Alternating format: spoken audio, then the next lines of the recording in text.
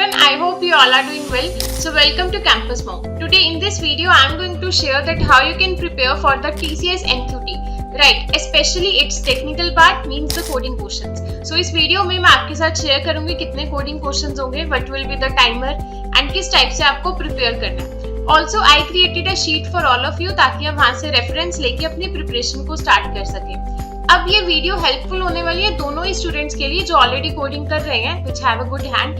Plus अगर आप एक बिगिनर हो तो भी please watch the video till end because it is going to be very beneficial for you. TCS NQT off campus has been announced for batch 2025. Registration बहुत जल्दी start हो जाएंगी. After registration you have only 15 to 20 days in between the examination. तो आपको ये पूरे period को कैसे यूटिलाइज करना है, it is very important.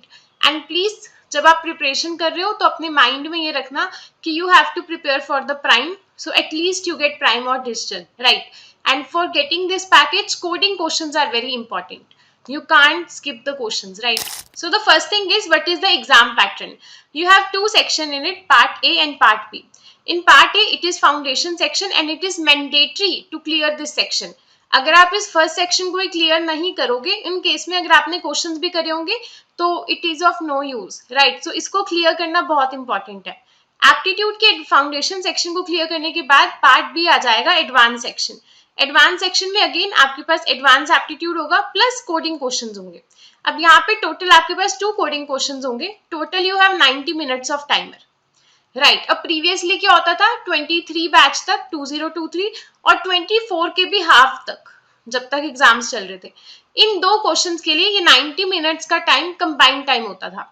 But from now mid of 24 batch और 25 बैच के लिए भी ये 2 क्वेश्चंस में टाइम भी डिवाइड कर दिया गया. क्वेश्चन 1 जो कि एक इजी लेवल का या बेसिक लेवल का क्वेश्चन होगा और क्वेश्चन नंबर 2 जो कि हम एक्सपेक्ट कर सकते हैं एक मीडियम लेवल का क्वेश्चन होगा. हार्ड क्वेश्चन यहाँ पे नहीं आएंगे, इजी मीडियम या बेसिक क्वेश्चन होंगे. सो क्वेश्चन 1 के लिए you get the 30 minutes, right. And for question 2 you get 60 minutes. अब ये किन किन टॉपिक से आ सकता है उसके बारे में डिस्कस कर लेते हैं. सो टॉपिक्स यहाँ पे जो हो सकते हैं, the first one will be the basic mathematics. So basic mathematics के बहुत सारे क्वेश्चंस आते हैं. उसके बाद next question can be from array जो कि मीडियम लेवल का हो सकता है या फिर स्ट्रिंग्स टॉपिक में से आते हैं. सो मैथ्स, एरे, स्ट्रिंग, अगर आप ये 3 टॉपिक्स को अच्छे से कवर कर लेते हैं, हर एक टॉपिक के 20 या 15 क्वेश्चंस एटलीस्ट कर लेते हो, तो देन यू कैन से कि yes you can easily solve both the questions. But जो भी आप क्वेश्चन को सॉल्व कर रहे हो उसका पैटर्न अलग होना चाहिए. ये नहीं कि मैं एक ही टाइप के क्वेश्चन को सॉल्व कर रही हूँ. अलग अलग टाइप के क्वेश्चंस को, अलग अलग पैटर्न के क्वेश्चन को हम सॉल्व करेंगे ताकि हमारी लॉजिक बिल्डिंग भी बन जाए, राइट. अब कैसे स्टार्ट करना है, firstly let me show you the sheet. So this is the sheet, right. So see सबसे पहले कुछ एसेंशियल कोडिंग कंसेप्ट्स आपको आने चाहिए. अब अगर आप एक बिल्कुल ही बिगनर हो उस केस में मैं ये एज्यूम करके चल रही हूँ कि जो सब भी आप वीडियो देख रहे हो आपको एक कोडिंग लैंग्वेज तो आती है. वो C++, जावा, पाइथन कुछ भी हो सकती है. स्टूडेंट्स पूछते हैं कि हम सी में कोड कर सकते हैं, तो यस आप कर सकते हो, बट बेटर रहेगा कि आप एक ऑब्जेक्ट ओरिएंटेड लैंग्वेज को चूज करो C++, जावा या पाइथन में से. बट यस अगर आपको सी आती है तो आप उसमें भी कोड कर सकते हो. देन एसेंशियल कॉन्सेप्ट से क्या मतलब है, हियर यू कैन सी कि सबसे पहले तो आपको एक बेसिक लैंग्वेज आती हो, लाइक इनमें से कोई भी लैंग्वेज हो सकती है वो. देन यू मस्ट नो कि कैसे आपको लूप्स का यूज करना है, right. Then if else condition, syntax. Now previously 24 batch में जो क्वेश्चन आया था उसमें वो क्वेश्चन था जो कि आप स्विच केस से ही सॉल्व कर सकते थे, राइट. बट काफी सारे स्टूडेंट, बिकॉज जर्नली हम स्विच केस का यूज नहीं करते जब हम BS से क्वेश्चन कर रहे होते हैं, तो उस वजह से सिंटेक्स नहीं याद था जिस वजह से क्वेश्चन नहीं हो पाया. सो प्लीज मेक श्योर कि अगर आप कोडिंग कर भी रहे हो तो फिर भी जीरो से एक बार अपनी रिवीजन स्टार्ट कर लो.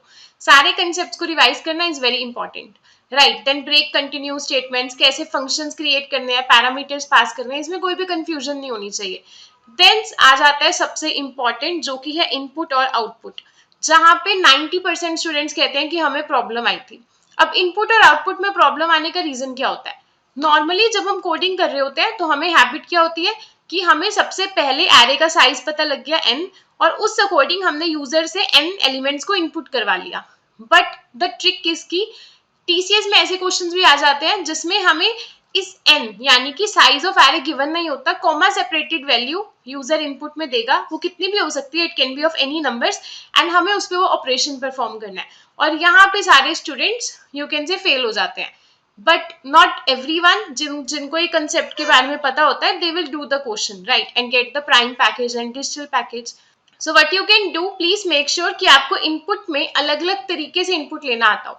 आपको पता हो कि आप कैसे 2D एरे को इनपुट में ले सकते हो, देन कैसे आप एक सिंपल एरे को वेरियस वे से ले सकते हो. इनपुट इस टाइप से आ सकता है कि आपको एरे का साइज गिवन है, देन एरे के एलिमेंट्स को इनपुट ले रहे हैं. सेकेंड टाइप हो सकता है कि कॉमा सेपरेटेड वैल्यूज है. थर्ड टाइप हो सकता है कि स्पेस सेपरेटेड वैल्यूज है. ऐसा भी टाइप हो सकता है जहाँ पे एक नेम है, फर्स्ट इनपुट होगा नेम जो कि एक स्ट्रिंग वैल्यू है, देन एक नंबर होगा, देन लेट से कोई फ्लोट वैल्यू होगी, समथिंग लाइक दिस राइट. तो इन डिफरेंट वेज से इनपुट कंसीडर करना, प्रैक्टिस करना इज वेरी इंपॉर्टेंट. देन किस टाइप से आउटपुट को शो करना है. आउटपुट के टाइम पे जब हम आउटपुट शो कर रहे होते हैं तो वहां पे मेंशन्ड होता है कि 2 डेसिमल प्लेस तक आंसर आना चाहिए. अब आंसर तो आ गया बट ये याद नहीं आ रहा कि 2 डेसिमल प्लेस तक कैसे कौन से फंक्शन का यूज करना है, तो उस वजह से टेस्ट केसेस रह जाते हैं right. So please make sure these things will be done and then आपको स्काई कोड के बारे में आना चाहिए, एटलीस्ट बेसिक नॉलेज होगी कैसे उनका यूज करते हैं. देन दिस इज इंपॉर्टेंट, जो हमारे पास एरे या स्ट्रिंग के क्वेश्चन होंगे मीडियम लेवल के या बेसिक लेवल के भी कह सकते हो, उसमें मैप और सेट डेटा स्ट्रक्चर्स का काफी यूज होता है, जहाँ पे हम हैशिंग के कंसेप्ट को यूज कर रहे होते हैं या फिर सेट डेटा स्ट्रक्चर को यूज करते हैं जहाँ पे हम यूनिक एलिमेंट्स को स्टोर करते हैं.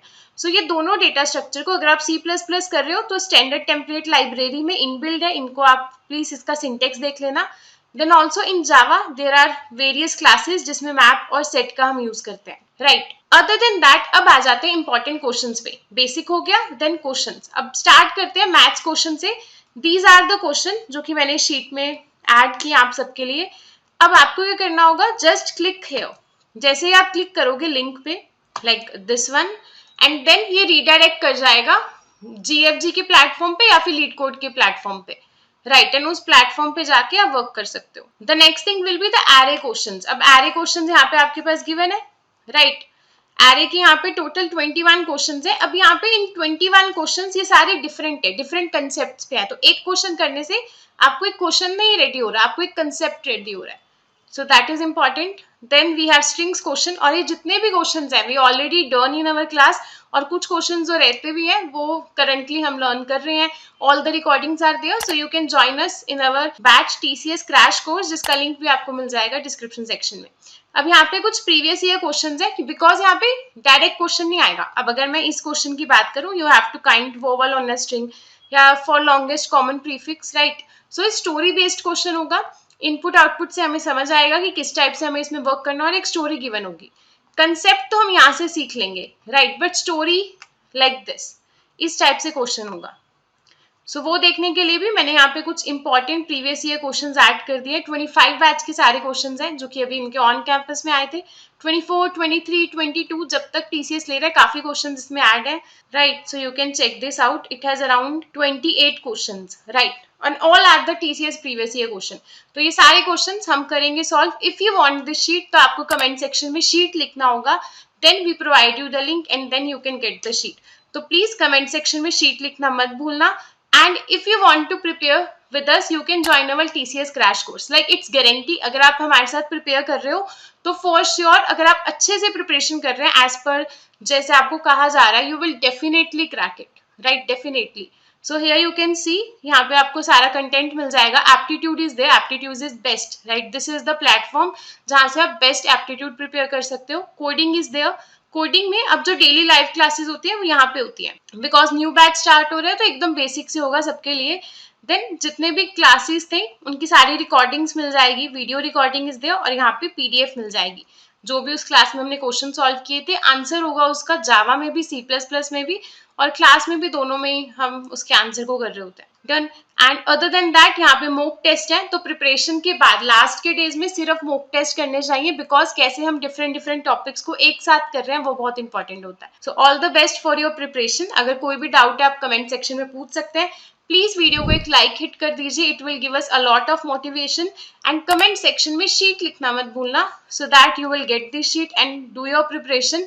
एंड अगर आप चाहते हो कि आपको एक एक स्टेप पे हम साथ दें, you can join us in our TCS crash course. वहाँ पे आपकी डाउट सॉल्विंग एंड एवरीथिंग हो जाएगा. So thank you so much and don't forget to like.